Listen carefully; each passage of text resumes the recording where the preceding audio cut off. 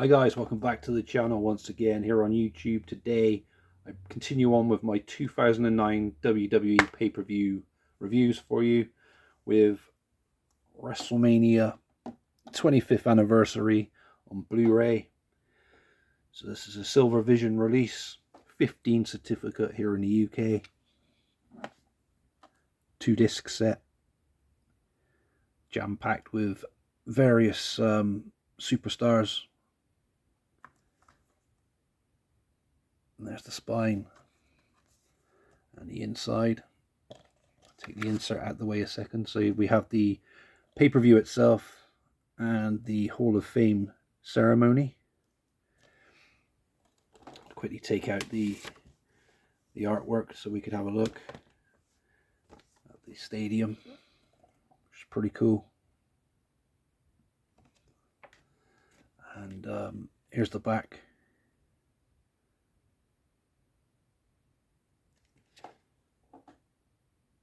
Yeah, so there was another version of this available where it came with a mini encyclopedia, I do believe, the Blu-ray version. I don't think the DVD one did. I remember seeing it on the 2004 Punk's, one of his videos from a while back. So that's why that was brought to my attention. Sorry, I just thought I'd mention that then, guys. I have kept my eye out for that particular release with the mini encyclopedia, but don't often see that one for sale. Hopefully I'll get it and add it to the collection at some point. Yes, so I'll keep the back so you can see it, guys, without the glare. There we go. And I'll use this the pamphlet to go over the matches and everything else. There's nothing on the back of it. So no, it's not going to stay, is it? Okay, so I'll bring the, there we go, bring the back of the cover center so you can have a look at it while I go over all the matches and everything else. So yes, disc 1, the pay-per-view itself of WrestleMania 25. The show kicked things off with Nicole Scherzinger, the Pussycat Dolls member Nicole Scherzinger singing "America the Beautiful," which is pretty interesting. And we had Money in the Bank ladder match, CM Punk versus Kofi Kingston versus MVP versus Shelton Benjamin versus Kane versus Mark Henry versus Finlay versus Christian. Really good opening contest. Lots and lots going on throughout the match. I expected more from Kane and Mark Henry being the two powerhouses in this, but it was all down to the athleticism and speed of some of the younger talent and more smaller talent, shall I say. Your Christians and your Kofi Kingston, Shelton Benjamins, all having a go at high-flying maneuvers. There was a bit of a cringe moment, a bit of a botch moment when I think it was MVP tried to powerbomb Shelton Benjamin off of a ladder and kind of landed awkwardly, Shelton Benjamin, but he was okay, thankfully. And another highlight of the match itself, we had Finlay's son, Hornswoggle, bringing a mini ladder into the match, which was quite funny, and used it to help climb the turnbuckle with Finlay's help, and to jump off onto the wrestlers, which was pretty good on the outside of the ring. But yeah, CM Punk picking up the victory for his second Money in the Bank win in a row, I do believe. He won the Money in the Bank at the previous year's WrestleMania 24 in 2008. So back-to-back Money in the Bank wins for CM Punk. So it'd be interesting to see who he goes on to cash that in against in the next few months or so. Or would he wait a year? Or almost a year, maybe? We'll have to wait and see. Then we had a 25 Diva Battle Royal to determine the first ever Miss WrestleMania. This was a total mess. Absolute just bullshit match. It really was. Ring announcer, I think his name's Justin Roberts, isn't it, guys? I can't remember now. Yeah, while he was trying to introduce the match had already started while he was still trying to, introduce what was going on in the rules and everything else. And we were already getting eliminations as he was still speaking, which was quite funny. A few botches in this match as well. I think it was Rosa Mendez, is that her name? Sorry if I got her name wrong. Took a nasty dive to the outside and almost broke her neck, which was absolutely scary. And we had, can't believe I'm saying this, we had Santino Marella's twin sister, Santina, is it? Yeah, twin sister, just standing there in the ring. So it was basically Santino Marella, not Santina. Santino in drag. Am I allowed to say that, guys? I don't know. Fuck it. That's what it was. I don't give a fuck. That's what I want to say, so I'll say it. So we had Santino Marella dressed as a woman, standing in the ring, just watching all the other divas, as they were called at the time, divas, beating each other up, throwing each other out. Eliminations can occur not just over the top rope, but through the ropes as well, I think the announcers were saying, which is quite interesting. The match was over quite fast. It seemed quite fast to me anyway, and thankfully so. And the eventual winner being Santina Marella, which was, I thought was an absolute insult to the divas. You could have had someone like Beth Phoenix win here, or then champion Melina, if she was the champion, then I'm pretty sure she was. But yeah, someone like that could have won rather than giving it to Santino Marella dressed as a woman.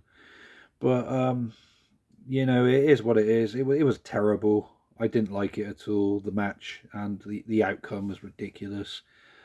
But, moving on from that, some point I haven't added it in my notes. I think it may have been after this match. If not, it may have been after the match I'm about to talk about. We had Kid Rock perform various songs from his albums, which was pretty cool.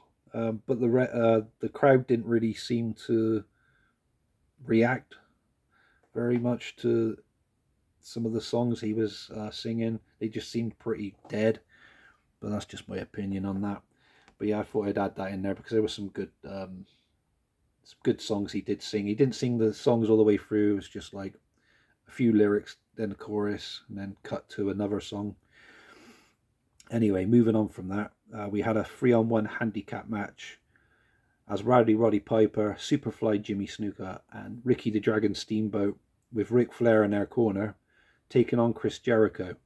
So this match came about due to the movie The Wrestler getting released, starring Mickey Rourke, and I think the original plans were to have Mickey Rourke face Chris Jericho at this match now here at WrestleMania 25, but from what I understand, Mickey Rourke's agent said not to agree to do a match because it could affect his chances of winning an Oscar or something, or an award or some shit, and advised him not to do it. But there was also more behind the story where apparently Vince McMahon had sent Chris Jericho on one of these kind of chat shows. I think it may have been Larry King Live or the Conan O'Brien show or something like that. And Mickey Rourke was on there as well. And Chris Jericho had to stay in character and, try and get right under Mickey Rourke's skin as a way of trying to convince him, maybe to give Jericho that match at WrestleMania after all, but it didn't work apparently. So we still got Mickey Rourke in the crowd at the front, in the front row near the ring with a few of his friends, or they may have been his bodyguards, but I assume they were his friends. I don't know. And anyway, we had the match. Jericho, I think it was an elimination style match as well, the handicap 3-on-1 match. because it eventually came down to Ricky Steamboat and Jericho, which was pretty cool. And Ricky the Dragon Steamboat put on a good fight, put up a good fight, should I say? Sorry, against Jericho, and he seemed in great shape for his age. I can't remember how old he was at the time of WrestleMania 25, but he still managed to keep up with Jericho, which is pretty awesome in my opinion. But Jericho managed to overcome the odds of 3-1 or 4-1 if you include Flair on the outside, and picked up the victory. Jericho then got a bit arrogant, got the mic, and egged on Mickey Rourke to get in the ring and fight him. So Mickey Rourke accepted the invitation and got in the ring, chased Jericho around for a little bit, throwing some of his boxing punches due to his professional boxing background, and managed to catch Jericho with a good hook to the face. And yeah, Jericho kind of got embarrassed and put on his ass, and Flair got in the ring to celebrate with Mickey Rourke, and that was the end of that chapter. And it's quite entertaining, and it was a bit more, well, no, it was a lot more fun than that 25 Diva Battle Royal we had previous. But yeah, I did enjoy this, but it was a shame we didn't have Jericho versus Mickey Rourke in the end. I think I would have enjoyed that. And obviously, Mickey Rourke would know how to wrestle, training for the movie The Wrestler, so he would know the ins and outs of how to work a match and everything else. But listening to his agent, he obviously didn't want to do that. Yeah, good match though. Next, we had the Extreme Rules match between brothers Jeff Hardy and Matt Hardy, and this one was really, really good. And this got the, got the pay-per-view back on track again. And after, like I said, the good Money in the Bank opening match, the ladder match, and that was really good. And then obviously the excitement dipped with the Diva Battle Royal, and then picked up momentum again with a 3-on-1 handicap match. And then we went to the Extreme Rules match, which absolutely, I felt like it tore the house down. And Jeff and Matt have had some great matches over the years. I did like this match, and another one I do like of theirs was their TNA, I think it was Slammiversary 2016 Full Metal Mayhem match they had. So that was very similar to this one.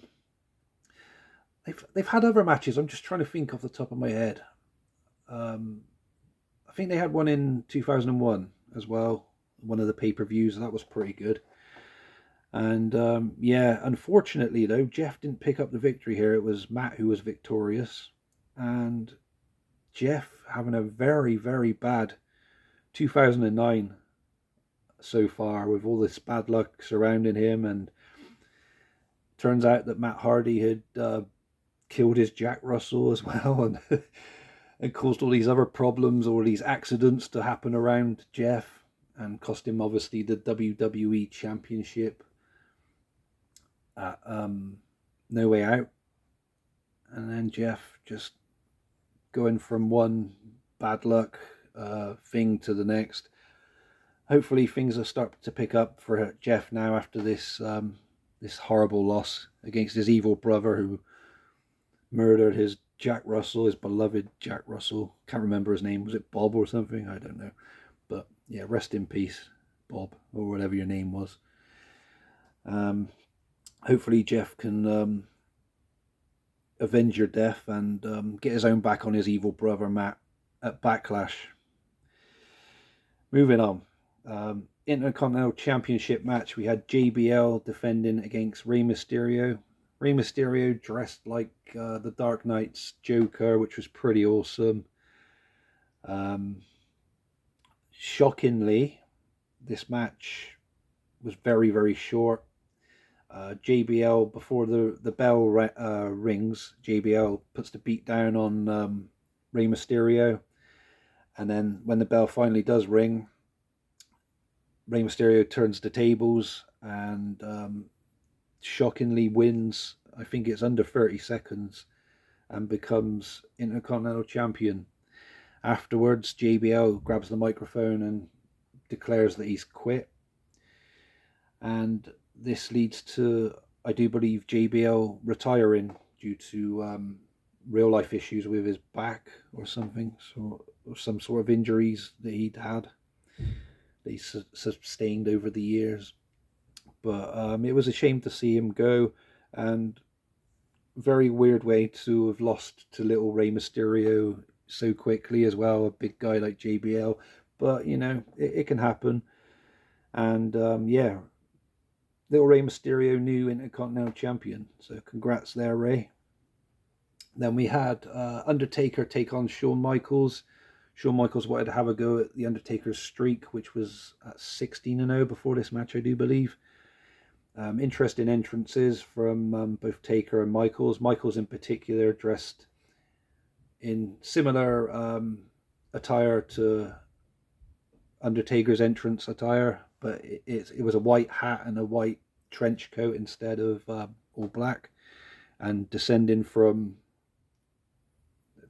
down from heaven, or as that kind of vibe was trying to be given off, I do believe. But yeah, it was pretty cool.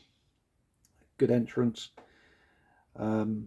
Match itself was really good, better than what I remembered. And prior to this, another great encounter the both of them have had over the years that always stood out to me was the WrestleMania, beg your pardon, the Royal Rumble 2007 match itself, where they were both at the beginning and then they both finished, I think it was.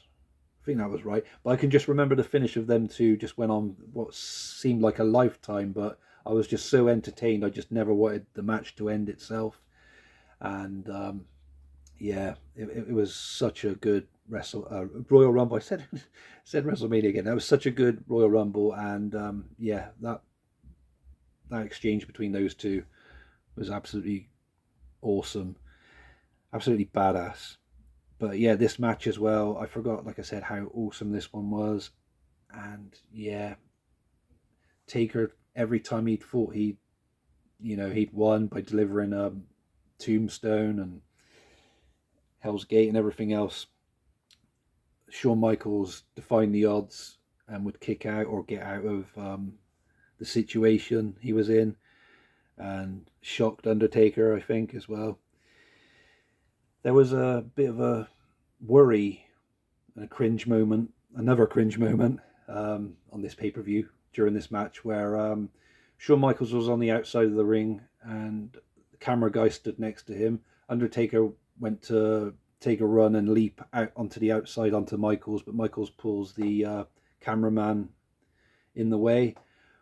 And at the same time, Undertaker's landing looked like he landed on his head, and it was just, it was so difficult to watch. And you'd have to think to yourself, watching this live, oh shit, I hope he hasn't broken his neck. It was absolutely brutal. But other than that, though, both HBK and Taker delivered an absolute classic. And yeah, I really did enjoy it. Undertaker obviously continuing his streak, picking up the victory. Only just, though, but Michaels did give him a run for his money. Fair play. Great match. Then we went on to the triple threat match for the World Heavyweight Championship. Edge, John Cena, and Big Show. This was for Edge's championship. And I usually do pay attention to detail, but I never really picked up on the fact that the rated R logo was on the nameplate where Edge's name was. So at the beginning of Edge's name and at the end of Edge's name, which was a nice little touch on the World Heavyweight Championship. All those years, and I never picked up on it until watching this. And I thought that was really awesome. I saw that on his entrance. Yeah, good stuff. Speaking of entrances, John Cena's entrance was quite amusing. So we had like a river of John Cena's all coming out, all lining up all the way down the aisle, while Cena himself comes out to, first of all, the basic Thugonomics, I think that's the name of the theme, plays, and then it changes to Time Is Now, which was pretty cool. And lots of John Cena's there for that entrance. And yeah, from what I could see in the package video, there was the reason Big Show was involved with this is because he was apparently romantically involved with Edge's wife, Vicky Guerrero, which was kind of dodgy. So some sort of weird love triangle thing going on there with Big Show, Edge, and Vicky Guerrero. Very strange. But the match itself, very, very fun. Big Show, halfway through the match, gets his arms wrapped, caught in the middle and top rope, so he's unable to move while Edge and John Cena battle it out. And it takes a while until the ref does eventually free him. But it was Cena who becomes victorious here as with some outside interference. I think Chavo got involved, and so did Vicky Guerrero. And Vicky, I think she may have got speared off the ring apron, from what I remember. Sorry if I've got that wrong, guys. And yeah, John Cena tried to do a double attitude adjustment with both Edge and Big Show on his shoulders, but one of them fall off. I think it was Edge. But yeah, Big Show takes the actual attitude adjustment, and Cena realizes what's happened and then takes down Edge. I think he delivers another attitude adjustment, and that one connects this time. And then obviously Cena picking up the victory, becoming new World Heavyweight Champion. And this championship belt just seems to be changing hands at every pay-per-view at the moment, which is quite shocking, to be honest. But yeah, overall, an interesting triple threat match, and I really did enjoy that one. Then we had the introduction of the 2009 WWE Hall of Fame inductees, which I'll go over with you guys in a second because that's on disc 2. And then we had the final match, the main event, WWE Championship, as champion Triple H defended against Randy Orton. So the war with the McMahons against the Legacy continued at this pay-per-view as Royal Rumble winner Randy Orton challenged WWE Champion Triple H. To be fair, what was an absolute good main event.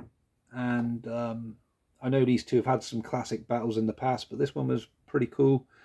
I think there was a stipulation if Triple H lost by DQ or count out, he could still lose the championship to Orton. And he did cheat as well, which was annoying. The referee was knocked out, and Triple H took advantage of that. And we had Randy Orton go to get a sledgehammer from under the ring, and as he was climbing in, Triple H kind of kicked him to the head.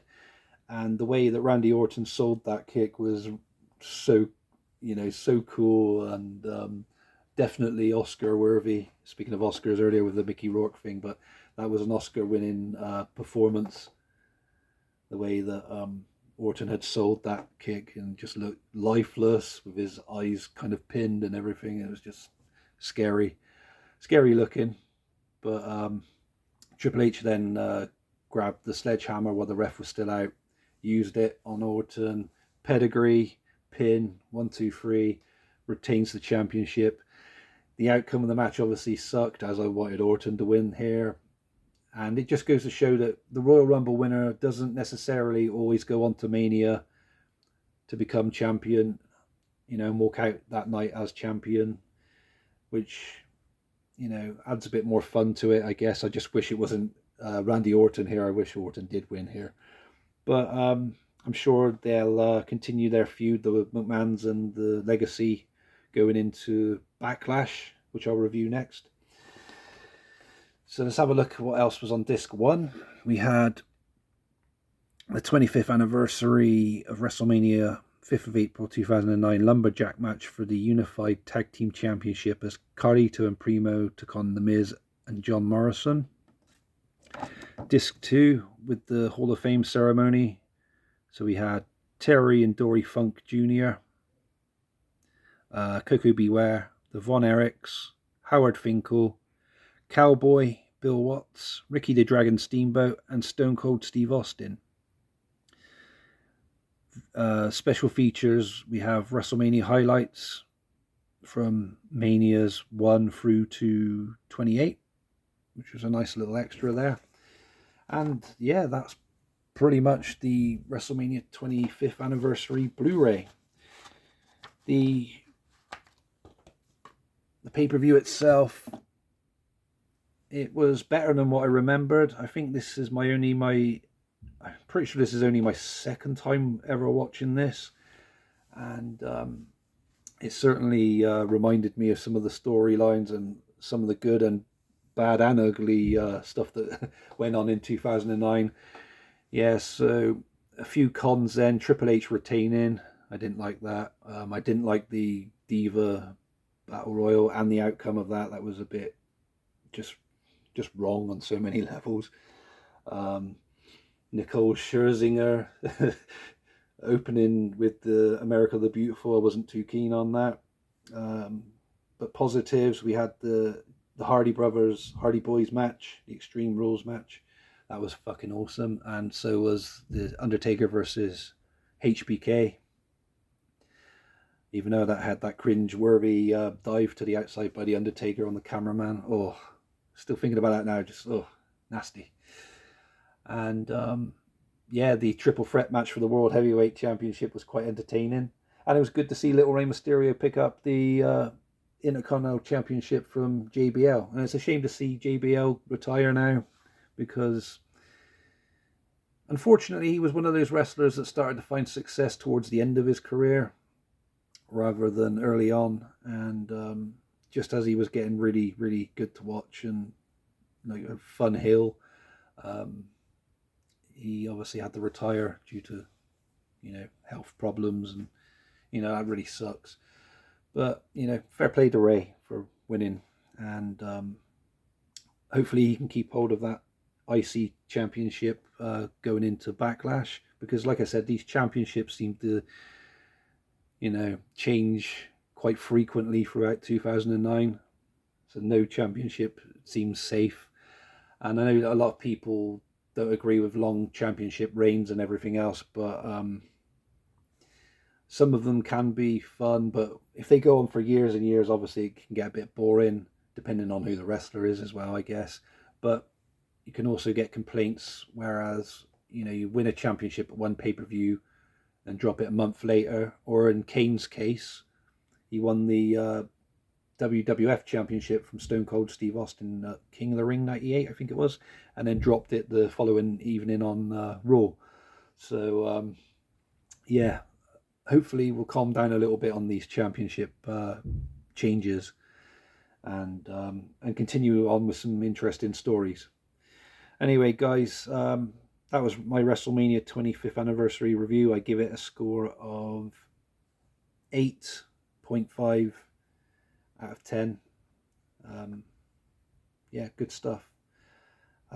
Please feel free to like, subscribe, comment, and I'll see you soon for the follow-up review to this for 2009. So stay safe, everybody, and I'll catch you again soon, and goodbye for now.